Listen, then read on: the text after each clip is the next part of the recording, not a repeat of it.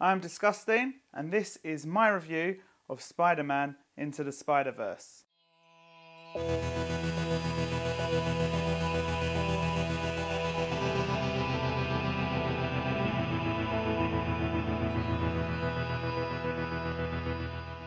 Today we are talking about the cartoon movie Spider-Man Into the Spider-Verse on Now TV Movies. The concept is basically Spider-Man but not as we know it. The plot follows the origin story of Miles Morales instead of the origin story of Peter Parker.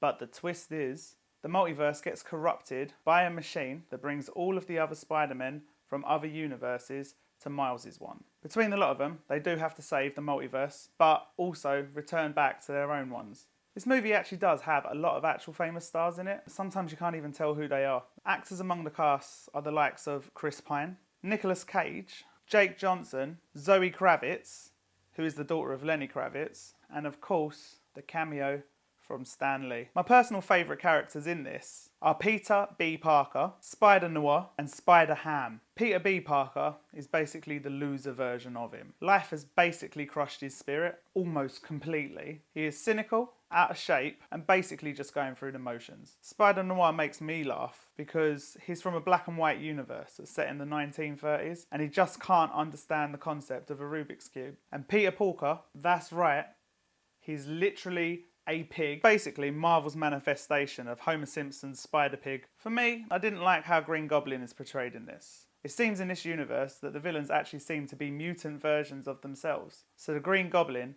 is actually a giant green goblin. Fun fact, when Miles is becoming Spider-Man, when he's learning the ropes, they actually do him at a slower frame rate of 12 frames per second. This is to show that he's clumsy and awkward. While all of the other, more experienced Spider people are at a much higher frame rate, like your standard 25 frames to 30 frames a second. Spoiler alert, only near the end when he actually becomes much more skilled that they up his frame rate to show that he's obviously ready to be Spider-Man. The movie is actually very funny and clever. It keeps your original beliefs of what Spider-Man actually should be, whilst turning all of those beliefs on their head. There is action literally non-stop throughout the film, but even when there isn't, the story is actually so good that it keeps you hooked. The animation style itself is actually completely all over the place. However, this does actually fit very well with the whole multiverse being smushed together.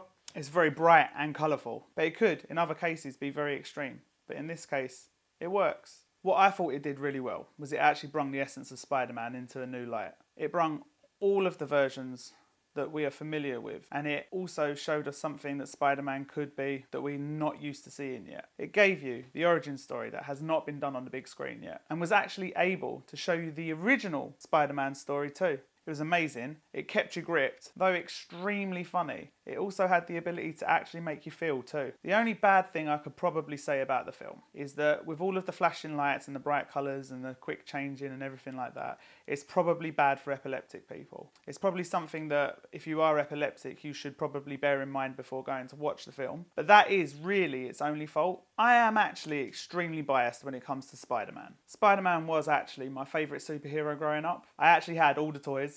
I'm very opinionated on the subject of Spider-Man. I believe that Tobey Maguire was a good Peter Parker and a terrible Spider-Man. I believe that Andrew Garfield was a good Spider-Man and a terrible Peter Parker. I also believe that Tom Holland is a good Peter Parker and a good Spider-Man, but I'm not very comfortable with how high-tech his suit is, and it is definitely way over the top. They are my personal beliefs, and I'm fully waiting on all of the Tobey fans to kick off. However, I do believe I know Spider-Man well enough to make the next statement with absolute conviction. This is the best Spider-Man movie, animated or otherwise. Definitely can't think of a better Spider-Man movie off the top of my head. Change my mind. I am definitely biased, but I am not backing down from this score. It's a 10 out of 10. I don't even need to justify that. Whether you are a fan or not, this movie actually has something for everyone. And it's family friendly. I fully recommend watching this movie if you haven't already, no matter who you are. Please like, subscribe and share as it helps me improve. If you have already seen it